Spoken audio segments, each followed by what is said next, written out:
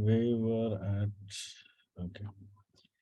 Is renunciation a part of the truly spiritual life? I think we've done this yesterday, but somehow I think let's read it again.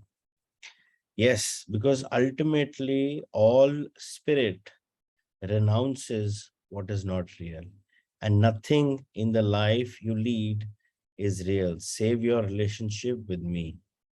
Yet, renunciation in the classic sense of self denial is not required.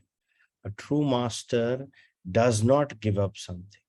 A true master simply sets it aside as he would do with anything for which he longer has any use. There are those who say you must overcome your desires. I say you must simply change them. The first practice feels like a rigorous discipline, the second, a joyful exercise. There are those who say that to know God, you must overcome all earthly passions, yet to understand and accept them is enough. What you resist persists, what you look at disappears. Those who seek so earnestly to overcome all earthly passions often work at it so hard that it might be said this has become their passion. They have a passion for God, a passion to know Him. But passion is passion, and to trade one for the other does not eliminate it. Therefore, judge not that about which you feel passionate, simply notice it. Then see if it serves you, given who and what you wish to be.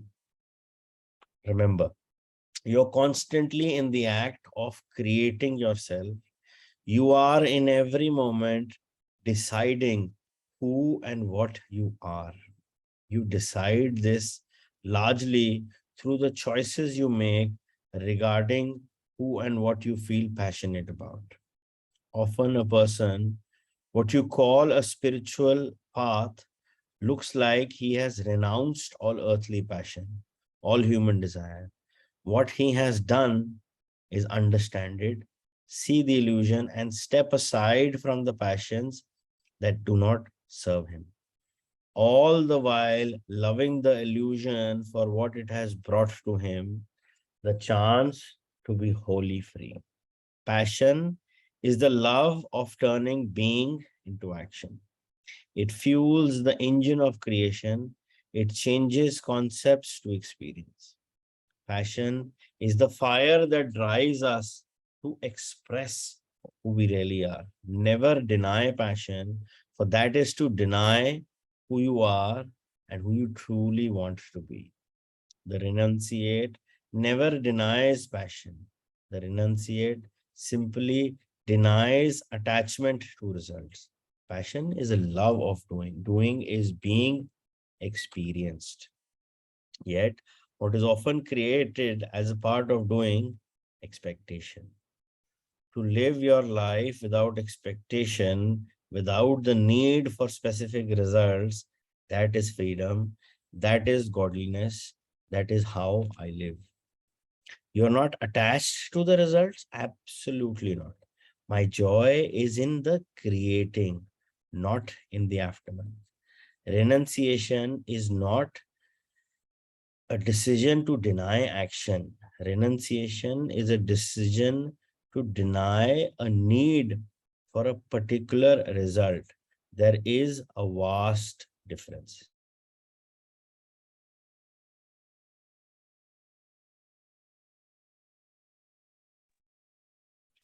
When it's trying to say that, everything is about passion and everything is not, renunciation is also a strong kind of a passion. And as we were discussing yesterday, it's very difficult to get rid of your attachments, your desires, and the desirability. And somehow, the way the law of desire goes, if you are restricted to do a certain things, or a certain thing is not available in your vicinity, but it's on your desire list, you are more attracted towards it. So that's how basically the desires and attachments work in our life. So if I'm attached to, say, eating fast food, and if I go to a place, a secluded place in a village where there is no fast food, my mind is going to think more about the fast food because it's not available there, rather than what is happening in my current vicinity. Now, how is this working? Because जब हम अपने mind को बोलते हैं कि ये नहीं करना है, कहीं ना कहीं he becomes that stubborn child and gets into that mode that ये तो मुझे करना ही करना है. And that's actually how desires work. So in order to be detached from your desires, or lead a renunciate life, detachment never happens. It's next to impossible to detach yourself. Yes, you can shift the attachment of worldly pleasures to the attachment, and you can replace it with the attachment of eternal peace. But you will be attached to something. You probably will be attached to a bigger picture or to a bigger thing in life. That's how the principle of desire and the principle of attachment works. So in order to say that I am detached from everything, you're going to get more attached. But what are you attached to? If you level up on your attachment, and instead of being attached to materialistic happiness, which is everybody knows is short lived. आज मैंने एक चीज ली, उसकी utility 1 साल की होगी, but that happiness, that excitement is going to be for, say, what, 1 week, 1 month, 2 months. That's it. उसके बाद normal. That's the life of the happiness of a materialistic thing. But if I am happy the way I am, if I am happy and at peace with who I am, there's no comparison. The whole scenario is that you cannot detach from anything. You will be attached. That's how you are programmed. But yes, you can choose that attachment. And if that attachment, that choice of that attachment comes from something you are passionate about, all the more, you will get onto that. That's how the whole process of renunciation happens. And in a lot of cases, there is a flip off, because they detach themselves from material desires, and all they are thinking of is material desires. There are a lot of monks, saints, sadhus who are like that. It's normal because attachment is part of a human psyche. But we can always make that conscious choice जब हमें वो true happiness एक state of ease से मिलती है, एक शांति से मिलती है, then that becomes the bigger apple. So attachments and desires is very difficult to, get rid of on planet Earth. They will stay. But yeah, in order to detach, don't go from the root of detachment, but go from the root of attachment and attach yourself to a bigger thing or a different thing or a desirable thing. Could you explain what you mean by the statement, passion is the love of turning being into action? Beingness is the highest state of existence. It is the purest essence. It is the now, not now. The all, not all. The always, never aspect of God. Pure being is pure Godding. Yet, it has never been enough for us to simply be. We have always yearned to experience what we are, and that requires a whole other aspects of divinity called doing. Let us say that you are at the core of your wonderful self, that aspect of divinity called love. This is, by the way, the truth of you. Now, it is one thing to be love and quite another thing to do something loving. The soul longs to do something about what it is in order that it might know itself in its own experience.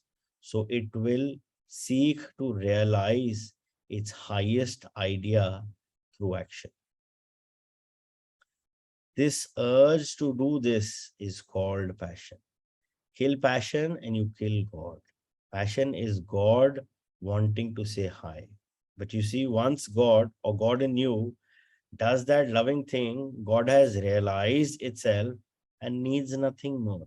Man, on the other hand, often feels he needs a return on his investment. If we are going to love somebody, fine, but we'd better get some love back. That sort of thing. This is not passion. This is expectation. This is the greatest source of man's unhappiness. It is what separates man from God. The renunciate seeks to end this separation through the experience some Eastern mystics have called samadhi. That is oneness and union with God, a melding with and melting into divinity. The renunciation, therefore, renounces results, but never ever renounces passion. Indeed, the master knows intuitively that passion is the path, it is the way to self realization. Even in earthly terms, it can be fairly said that if you have a passion for nothing, you have no life at all. So, what is he trying to say here when he's asking that what do you mean by the statement passion is the love of turning being into action? And whatever the God has spoken to the author, it's written here. But what needs to be given more attention is हमारे ना three states of being three states होते हैं. They're called being, doing, and having. I mean, those who were there in the power book or magic book, I think we did a special session on being, doing, having. I'll try to post that link. But how exactly do these three states work? And all three work at different levels of consciousness. So depending where, whatever level or on the realm of consciousness you are, that is going to be the sequence.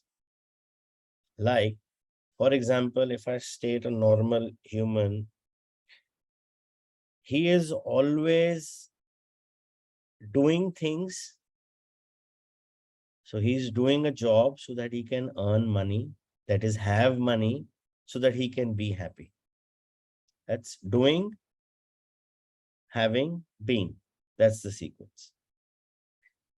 And in spirituality, the journey is going from doing to being, but not doing, having, and being. That's the sequence. But whereas, in order to be happy, I will, live a state where everything is being done through me so that I can have the happiness of the eternal peace. So in that state of, in that cycle of spirituality is being, doing, and having. So I am being happy in order, and I am doing my job or I'm reading a book so that I can have that peace of mind. So the journey is in spirituality that, everything, because jahan hum doing leke aate hain, on the other aspect of the Philpov aspect, So doing has a lot of ego slightly attached to it, in which I am of the perspective that I am doing this. मैं कर रहा हूं. So kahin na kahin with that doing, the ego is, slightly being attached. But if I say this is being done through me, I am not the doer here. There is some force that is working through me. So it is being done through me. So when we talk about the language of the healers or the therapists, so they are not doing anything, but it is being done through them.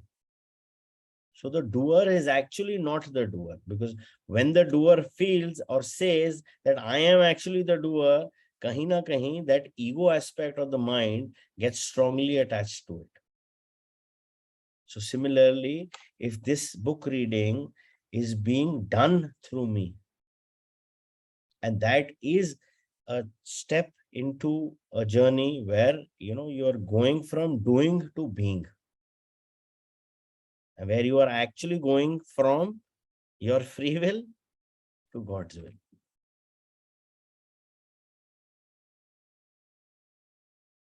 You have said that what you resist persists and what you look at disappears. Can you explain that? You cannot resist something to which you grant no reality. The act of resisting a thing is the act of granting it life. When you resist an energy, you place it there. The more you resist, the more you make it real, whatever it is you are resisting. What you open your eyes and look at disappears. That is, it ceases to hold its illusory form. If you look at something, truly look at it, you will see right through it and right through any illusion it holds for you, leaving nothing but ultimate reality in your sight. In the face of ultimate reality, your puny vision has no power. It cannot long hold you in its weakening grip. You see the truth of it, and the truth sets you free. But what if you don't want the thing you're looking at to disappear? You should always want it to.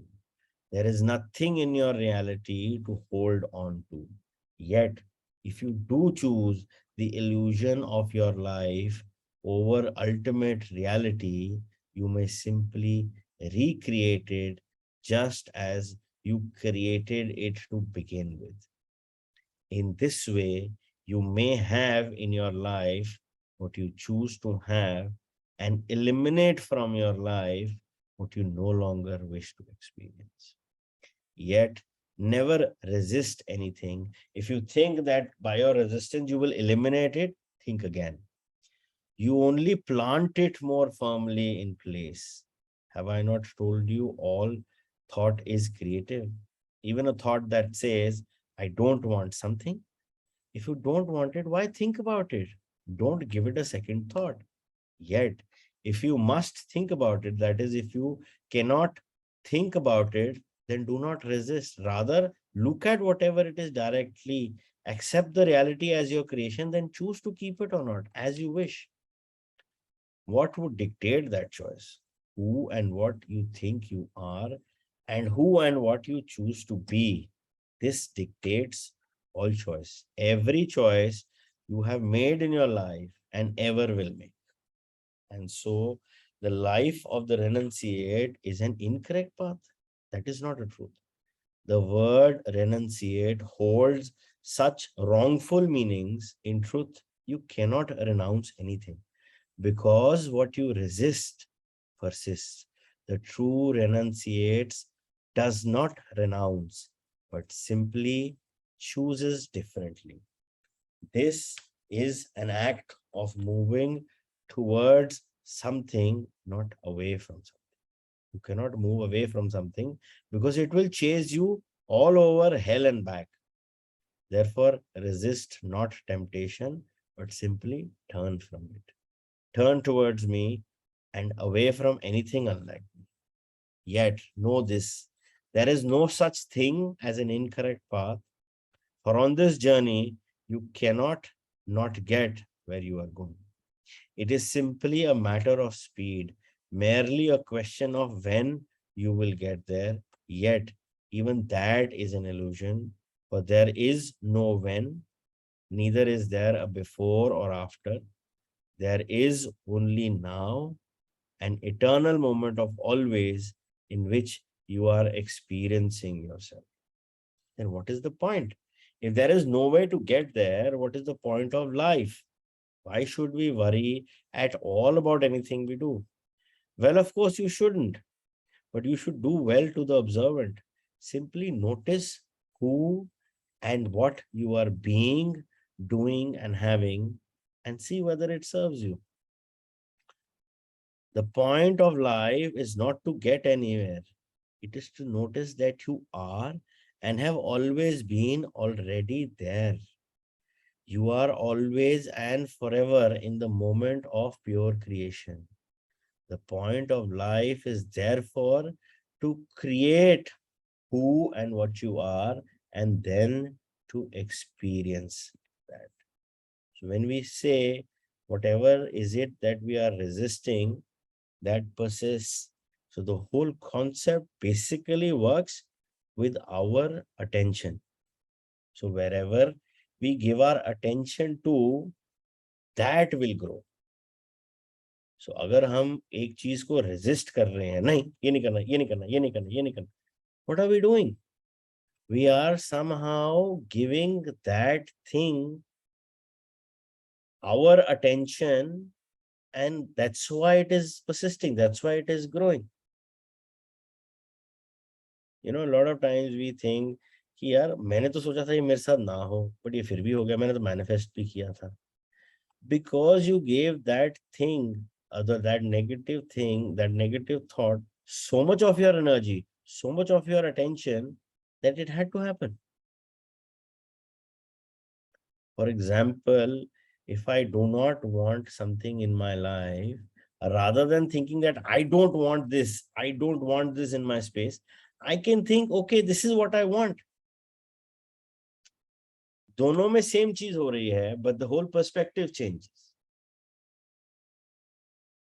So rather than I talk about bad health, कि यार मैं बीमार ना हो जाऊं, यार मैं बीमार ना हो जाऊं, or I start thinking about good health, start making those choices.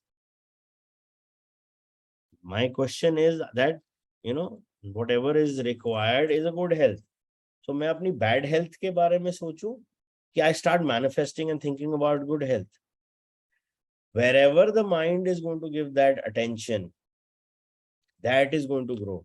So, you know, there was a very nice quote that I shared with the group also, that, you know, if we focus on our sufferings, they will eventually grow.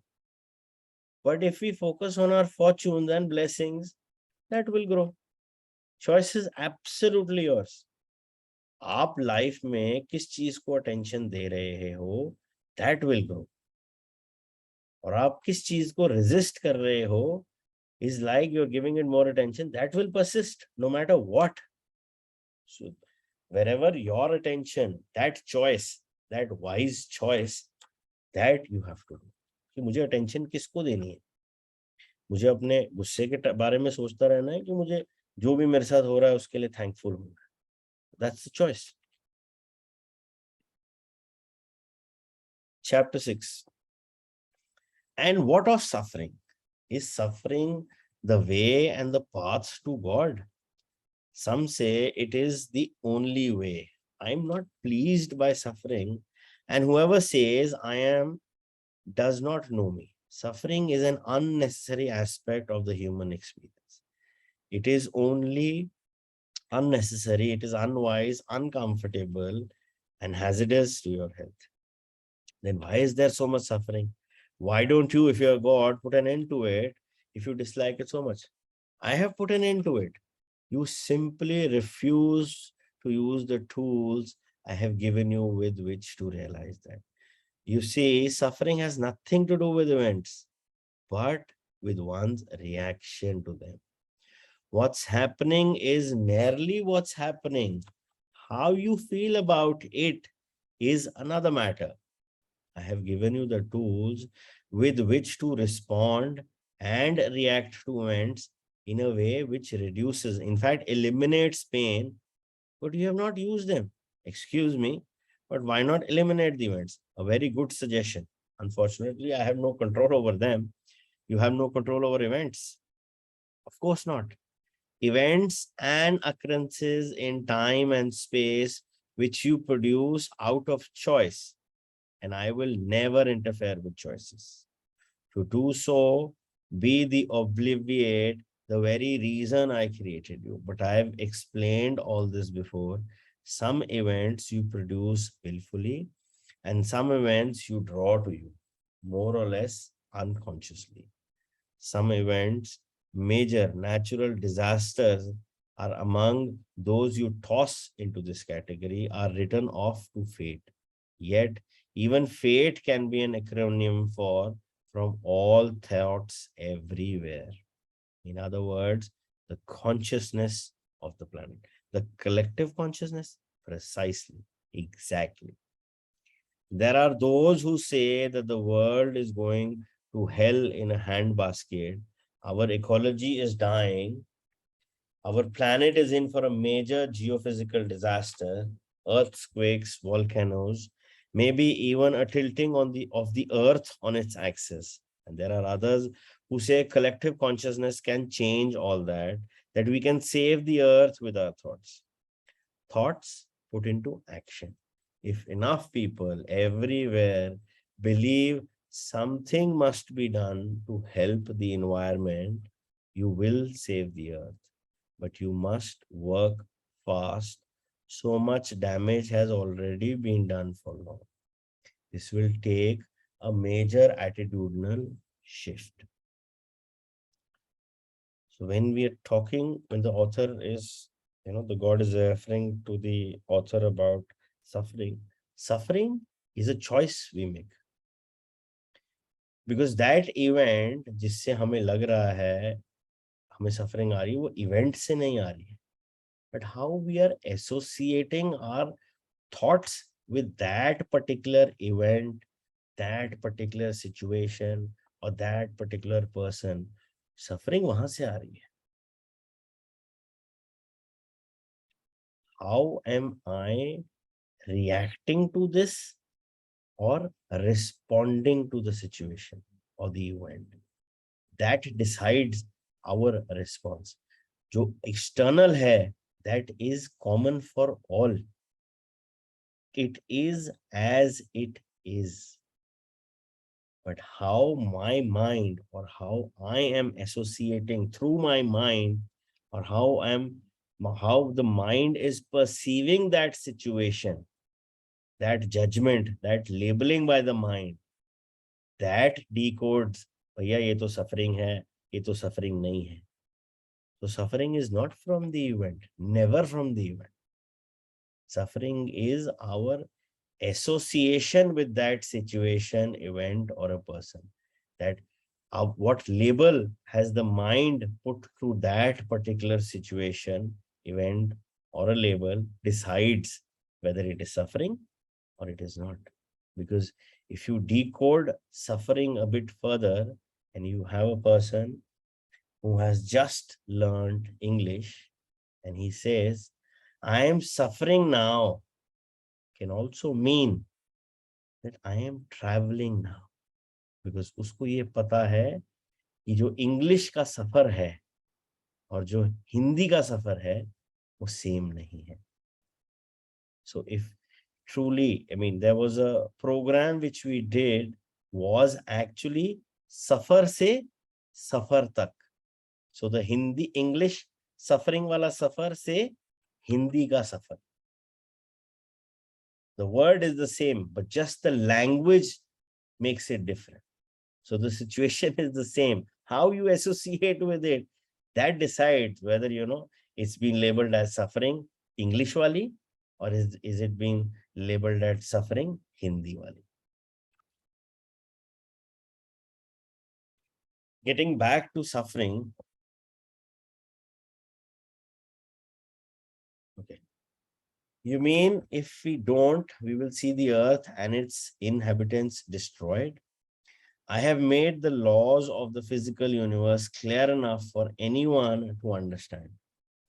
There are laws of cause and effect which have been sufficiently outlined to your scientists, physicists, and through them to your world leaders.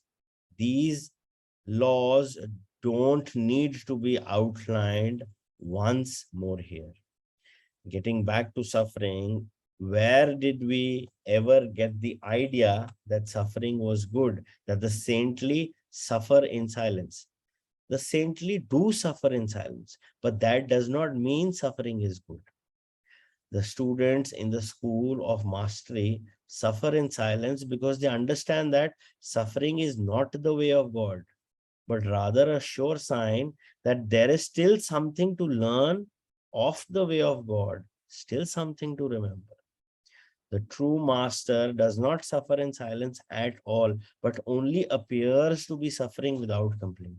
The reason that the true master does not complain is that the true master is not suffering, but simply exercising a set of circumstances that you would call in suffering. A practicing master does not speak of suffering because a master practicing clearly understands the power of the word and so chooses to simply not say a word about it. We make real that to which we pay attention. The master knows it. The master places himself at choice with regard to that which she chooses to make real. You have all done this from time to time.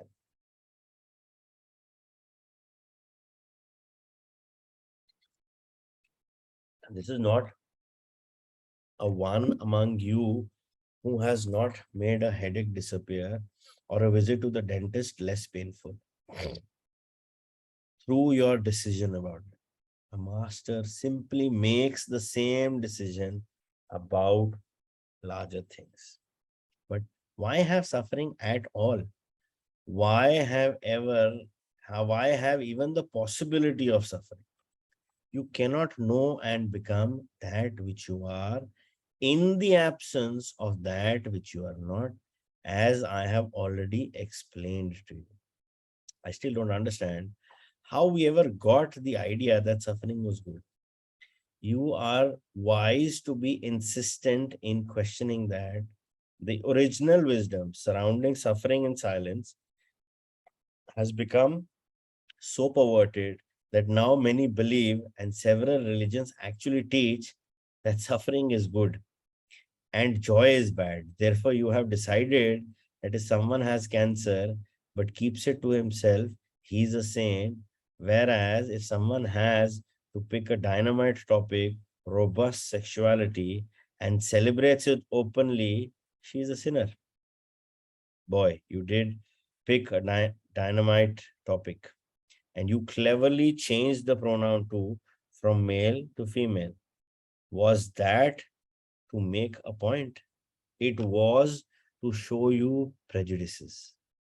You don't like to think of women having robust sexuality, much like celebrating it openly. You would rather see a man dying without a whimper on a battlefield than a woman making love with a whimper in the street, wouldn't you? I have no judgment one way or the other, but you have all sorts of them. And I suggest that it is your judgments which keep you from joy and your expectations which keep you from you unhappy. All of this put together is what you dis-ease, and therein begins your suffering.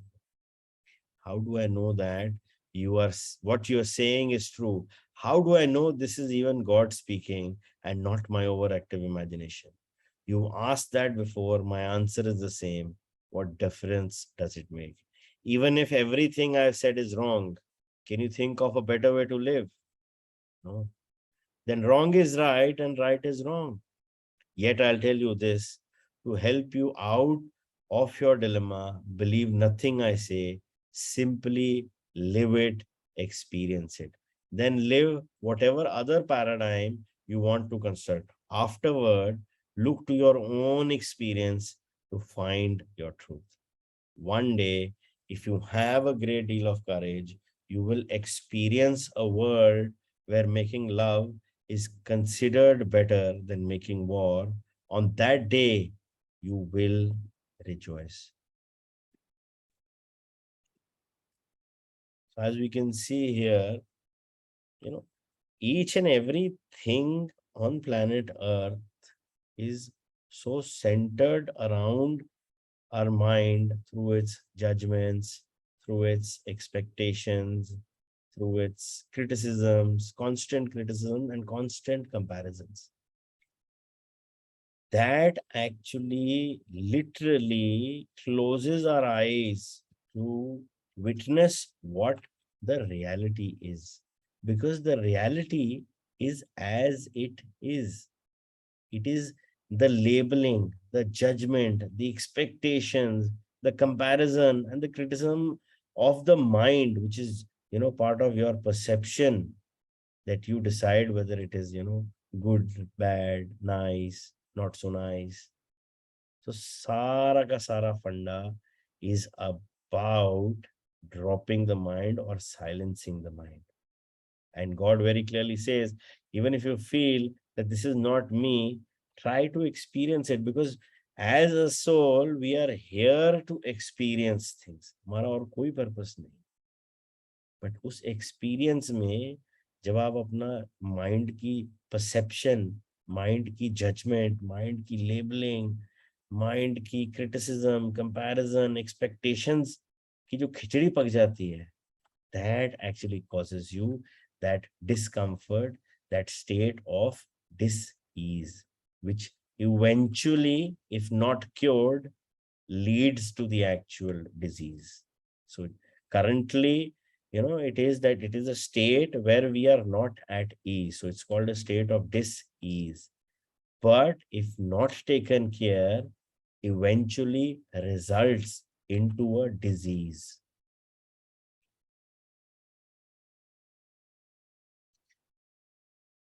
Chapter 7. Life is so scary and so confusing. I wish things could be more clear. There is nothing scary about life if you are not attached to results. You mean if you don't want anything? That's right. Choose, but don't want. That's easy for people who don't have anybody depending on them. But if you have a wife and children, the path of the householder has always been a most challenging path, perhaps the most challenging. As you point out, it is easy to want nothing when you are only dealing with yourself. It is natural. When you have others you love, to want only the best for them. It hurts when you give them all that you want them to have: a nice home, some decent clothes, enough food. I feel as though I've been struggling for 20 years just to make ends meet, and I still have nothing to show for it. You mean in terms of material wealth? I mean in terms of just some of the basics that a man would like to pass on to his children. I mean in terms of some of the very simple things a man would like to provide for his wife. I see. You see it as your job in life to provide all these things. Is that what you imagine your life to be about?